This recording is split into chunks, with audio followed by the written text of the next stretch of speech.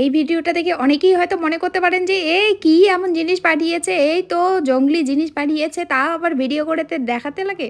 তো আমি তাদেরকে বলতে চাই, আমরা যারা শহরে থাকি, প্রবাসে থাকি, তাদের কাছে এই জিনিসগুলো অনেক মূল্যবান। আমি যখনই ফ্লাইট জার্নি বা ট্রেন জার্নি করি আর আমার ব্যাগের মধ্যে কিন্তু একদম কোনো দামি জিনিস বহন করি না আমি। আমার ব্যাগের মধ্যে অতি দামি জিনিস থাকে, সেগুলো হচ্ছে বিভিন্ন ধরনের লতা পাতা, শাক, সবজি, যা কিছু থাকে সব বাড়ি থেকে নিয়ে চলে আসি আমি। যেহেতু ফ্লাইটে আসলে একদিনে আসা হয়, কোনো জিনিসই খারাপ হয় না। আর ট্রেনে ৩ দিনে আসা হয়, তার জন্য এই জিনিসগুলো পাঠানো যায় এসি ট্রেন থাকলে। কিন্তু কুরিয়ার করে ৭-৮ দিন লেগে যায়, কুরিয়ারে কিন্তু পাঠানো যায় না। আপনারা যারা হয়তো বাইরে থাকবেন তারা হয়তো আমার কথাটা বুঝতে পারবেন। কারণ আমরা যারা শহরে থাকি এগুলোর আমরা হাতে নাগালেও পাই না। বিশেষ করে আমি ব্যাঙ্গালোরে এগুলোকে ভীষণ মিস করি।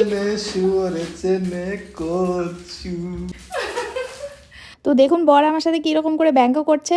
তো চলুন আপনাদের সাথে শেয়ার করি আমাদের বাড়ি থেকে কী কী পাঠিয়েছে। এখানে পাঠিয়েছে ২ রকমের ডাল, ওই যে ডিব্বা দুটো যে দেখতে পাচ্ছেন ওখানে কিন্তু কুলটি কলাইয়ের ডাল রাখা আছে। আর একটা পাঠিয়েছে ঠাকুর কলাইয়ের ডাল, সেদ্ধ চাল, কাঁঠালের বীজ, একটা কুমড়ো আর কচুর সব কিছু পাঠিয়েছে। লতি থেকে শুরু করে ডগা আগা, শুধু পাতাটাই বাদ চলে গেছে।